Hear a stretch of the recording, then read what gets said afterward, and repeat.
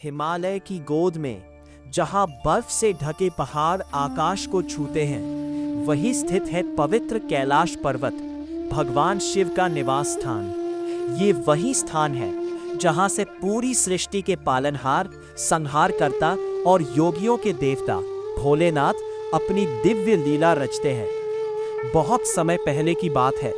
एक छोटा सा गांव था जहां एक गरीब किसान रहता था। उसका नाम था गोपाल। गोपाल बहुत मेहनती था, लेकिन उसकी किस्मत हमेशा उसका साथ नहीं देती थी।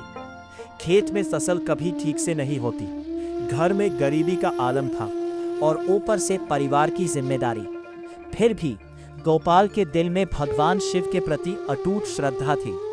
हर दिन सुबह सुबह वह नदी किनारे जाता, मिट्टी से एक छोटा सा शिवलिंग बनाता और पूरे मन से ओम नमः शिवाय का जाप करता।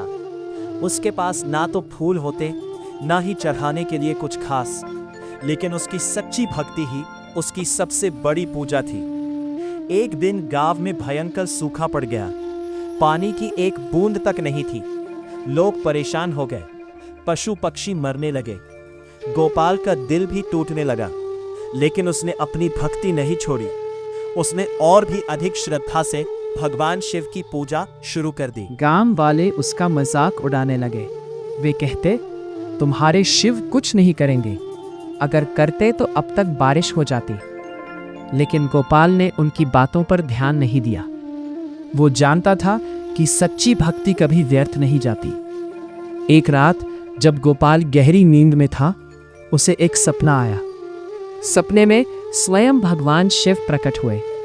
उनके जटाओं से गंगा बह रही थी, गले में सर्प लिपटा था और उनकी आंखों में अपार करुणा थी। शिव जी बोले, गोपाल, तुम्हारी भक्ति ने मुझे प्रसन्न कर दिया है। मैं तुम्हारी परीक्षा ले रहा था। कल सुबह तुम अपने खेत में जाना, वहां तुम्हें एक चमत्कार दिखाई देगा। सुबह होते ही गोपाल जल्दी से अपने खेत की ओर भागा। जैसे ही वो वहां पहुंचा, उसने देखा कि उसके खेत के बीचों बीच एक छोटा सा झरना बह रहा है। पानी इतना शुद्ध और ठंडा था कि पूरे गांव की प्यास बुझ सकती थी। गोपाल की आंखों में आंसू आ गए। उसने तुरंत भगवान शिव का धन्यवाद किया। गांव वाले जब यह चमत्कार देखने आए तो वे हैरान रह गए। सभी ने गोपाल से माफी मांगी और भगवान शिव की महिमा को स्वीकार किया।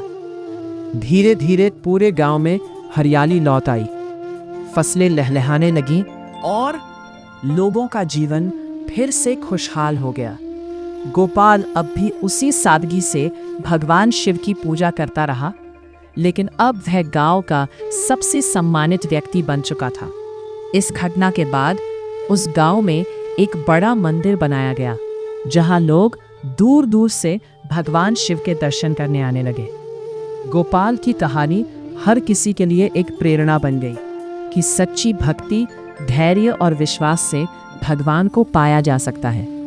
भगवान शिव को भोलेनाथ इसलिए कहा जाता है क्योंकि वे अपने भक्तों की सच्ची भावना से तुरंत प्रसन्न हो जाते हैं।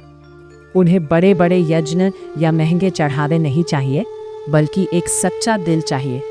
कहते हैं, अगर कोई व्यक्ति पूरी श्रद्धा से ओम नमः शिवाय का जाप करता है तो भगवान शिव उसकी हर समस्या का समाधान करते हैं। वे अपने भक्तों को कभी निराश नहीं करते।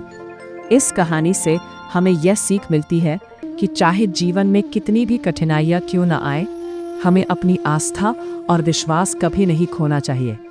भगवान शिव हमेशा हमारे साथ है, बस हमें उन्हें सच्चे दिल से पुकारना है। अगर आपको यह वीडियो पसंद आई हो तो प्लीज़ वीडियो को लाइक और चैनल को सब्सक्राइब करें और कमेंट में हर हर महादेव ज़रूर लिखें। हर हर महादेव।